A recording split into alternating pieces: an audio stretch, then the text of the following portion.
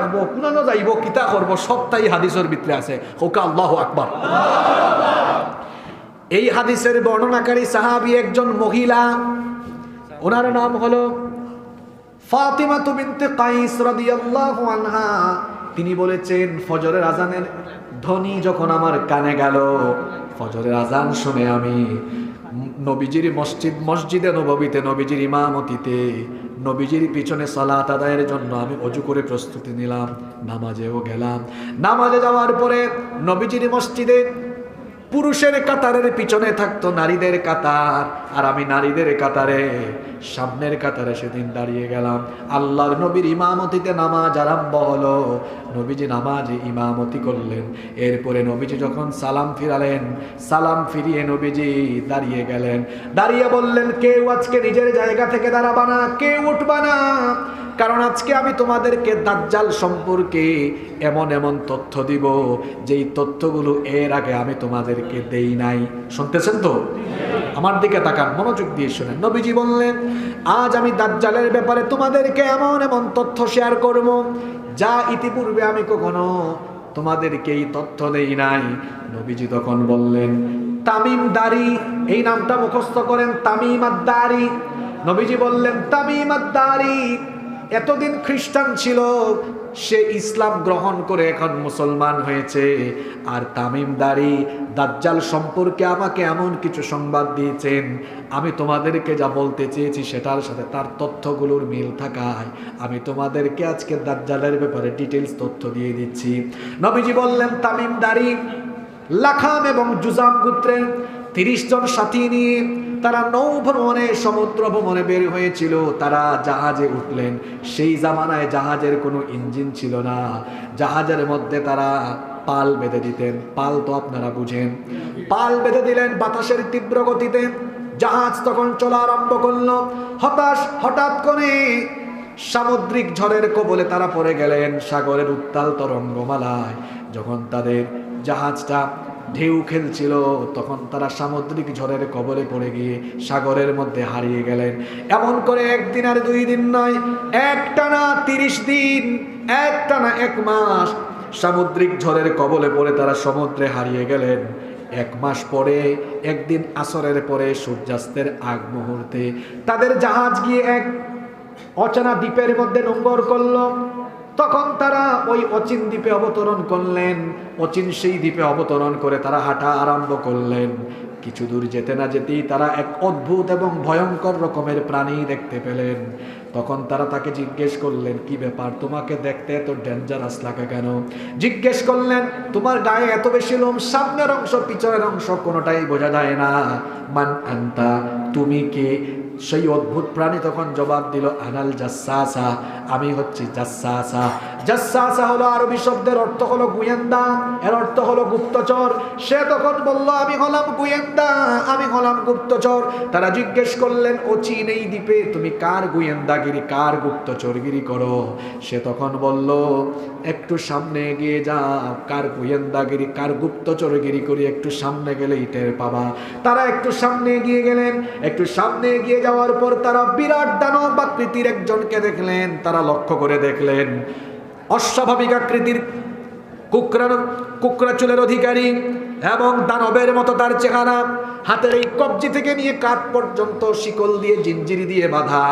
পায়ের পাতা থেকে নিয়ে শুরু করে হাঁটু পর্যন্ত বিরাট জিঞ্জিরি দিয়ে বাঁধা। তারা তাকে প্রশ্ন করলেন, তুমি কে, তুমি এখানে কি করো? তোমার এখানে আসার আগে আমরা অস্বাভাবিক এক প্রাণীকে দেখলাম। সে বলল, সে নাকি এখানকার গুপ্তচর। ওই ব্যক্তি জবাব দিল, হ্যাঁ, সে আমার গুপ্তচর, আমার গোয়েন্দা। তোমরা কারা? তারা তখন বললেন, আমরা আরবের মানুষ, নৌ ভ্রমণে বের হয়ে একটানা 1 মাস সাগরে আমরা হারিয়ে গিয়েছি।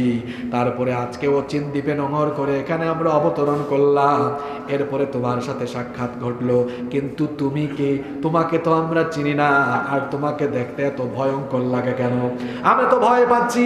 সে তখন বলল, আমার পরিচয় আমি তোমাদেরকে দিব পরে। আমার 3টা প্রশ্নের উত্তর তোমরা দাও আগে। জোরে বলেন কয়টা প্রশ্ন? 3টা প্রশ্নের উত্তর দাও, তখন আমি আমার পরিচয় দিব। তারা বললেন ঠিক আছে, তোমার 3টা প্রশ্নের জবাব আমরা দিব, তোমার 3টা প্রশ্ন তুমি করো। সে তখন প্রথম প্রশ্ন করলো, বলল আমাকে বাইসানের খবর দাও। 2 নম্বর প্রশ্ন হলো আমাকে তাবারিয়া উপসাগর সম্পর্কে খবর দাও। 3 নম্বর প্রশ্ন হলো জুগারের ঝর্ণার খবর দাও। ভালো করে শুনবেন, এই হাদিসের ভেতরে আজকের দুনিয়ার সমসাময়িক আলোচনা চলে আসবে ইনশাআল্লাহ। কয়টা প্রশ্ন করলো? তারা তখন বললেন ঠিক আছে, তোমার 3টা প্রশ্নের উত্তর আমরা দিচ্ছি। প্রথম প্রশ্ন তুমি করেছো বাইসান সম্পর্কে। বাইসান তো একটা বিরাট শহরের নাম, তুমি বাইসানের কোন খবর জানতে চাও? সে তখন বলল আমাকে বাইসানের খেজুর বাগানের খবর দাও। বাইসানের খেজুর বাগানের খেজুর গাছগুলোতে এখনো কি খেজুর পাকে নাকি? সেই খেজুর কি মানুষ খায় নাকি? তারা বললেন হ্যাঁ, বাইসানের খেজুর বাগানের খেজুর এখনো আছে, খেজুর গাছে বিরাট খেজুর আসে, সেই খেজুর মানুষ এখনো খায়। সে বলল আমার 2 নম্বর প্রশ্নের উত্তর দাও, তাবারিয়া উপসাগর। গুগল শরীফে সার্চ করবেন, এই তাবারিয়া উপসাগরকে এখন বলা হয় সি অফ গ্যালিলি। সে বলল সি অফ গ্যালিলির খবর দাও।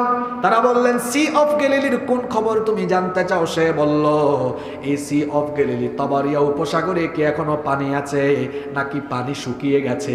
তারা বললেন এখনো পানি আছে, সেই পানি মানুষ এখনো চাষাবাদের কাজে ব্যবহার করে। 3 নম্বর প্রশ্ন করলো জুগারের ঝর্ণার খবর দাও। জুগার হচ্ছে লূত আলাইহিস সালামের এক মেয়ের নাম। লূত আলাইহিস সালামের মেয়ে জুগার যেখানে ইন্তেকাল করেছেন, একটা ঝর্ণার পাশে তাকে কবর দেওয়া হয়েছে বলে ওই ঝর্ণাকে বলা হয় জুগারের ঝর্ণা। সে বলল জুগারের ঝর্ণায় কি পানি এখনো আছে নাকি শেষ? তারা উত্তর দিলেন জুগারের ঝর্ণা এখনো পানি আছে, সেই পানি এখনো মানুষ ব্যবহার করে। এবার সে বলল আচ্ছা তোমরা তো আমার 3টা প্রশ্নের জবাব দিয়েছো, তোমরা যে বলেছো তোমরা আরবের মানুষ, আরবে তো একজন নবীর আগমন হওয়ার কথা, সেই নবী কি এসেছেন নাকি? তারা বললেন হ্যাঁ সেই নবীর আগমন হয়েছে। সে তখন জিজ্ঞেস করলো তিনি এখন কোথায় আছেন? তারা বলল তিনি এখন মক্কা থেকে হিজরত করে মদিনায় আছেন। সে জিজ্ঞেস করলো তিনি কি কোনো যুদ্ধে অবতীর্ণ হয়েছেন নাকি? তখন তারা বললেন হ্যাঁ যুদ্ধে অবতীর্ণ হয়েছেন। সে জানতে চাইল যুদ্ধে কারা বিজয়ী হয়েছেন? তারা বললেন যুদ্ধে তিনিই বিজয়ী হয়েছেন। সে তখন বলল হ্যাঁ এমনটাই তো হওয়ার কথা, যারা তার অনুসরণ করবে তারা সফল কাম হবে। এবার তারা জানতে চাইলেন তুমি যে 3টা প্রশ্ন করেছো, 3টা প্রশ্নের জবাব তো তুমি পেয়ে গিয়েছো, এবার তুমি তোমার পরিচয় দাও। সে তখন বলল আনা মাসিহুদ দাজ্জাল, আমি হচ্ছি মাসিহুদ দাজ্জাল। তাহলে দাজ্জাল কি আসবে না এসে গেছে? এই কথা শোনার পরে তারা ভয় পেয়ে গেলেন।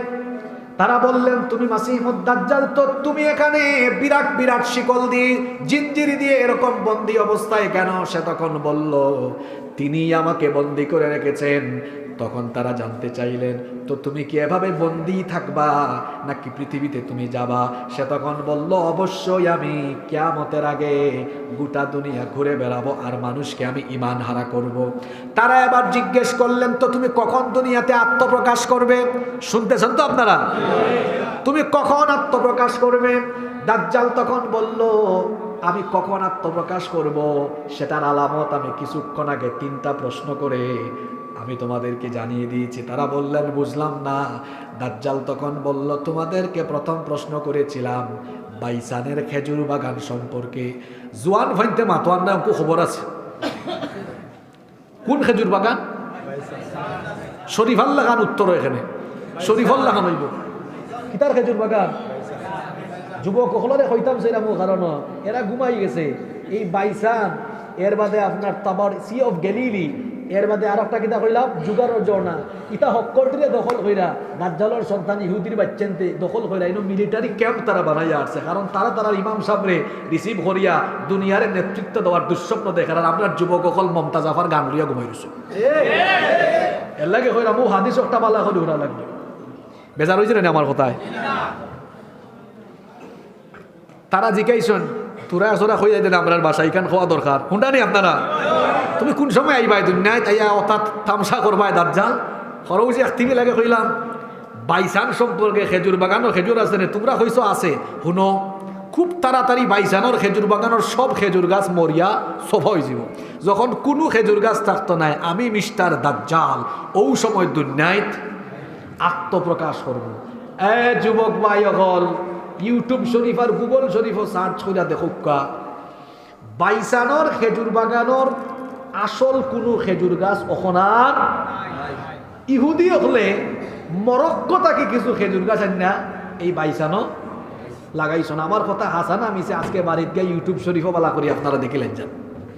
মরক্কো তাকে গাছ না ইহুদির বাচ্চেন দে লাগাইছন, এবং বাইসান রে ইহুদি হলে ইসরায়েলের অসভ্য ইহুদি হলে দখল করছে।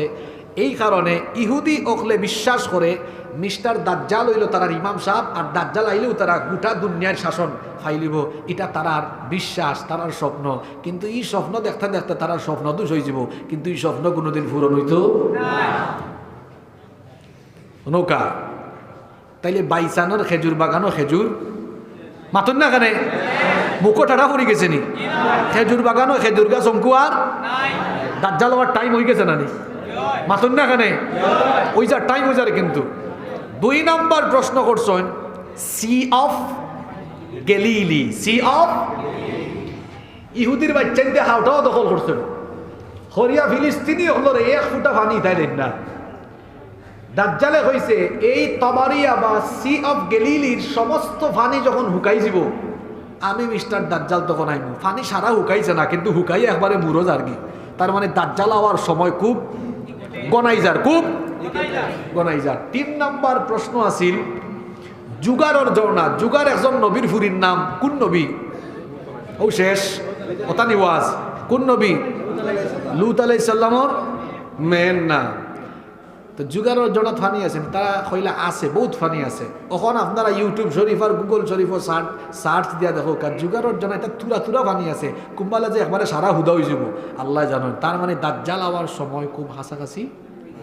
ও দাজ্জাল দুনিয়ায় আত্মপ্রকাশ করার 6টা আলামত হাদিস হওয়া হয়েছে 3টাও প্রায় গটি যাব, প্রায় গটি। তার মানে দাজ্জাল আমরা দুয়ারও উঠানো আইয়া আনলো, আমরা এবার গুমর হয়েছি। মাথৌকা কথা ঠিক আছে নি? আয়া উঠানো চক্কর দের আমরা এবার খবরও এবার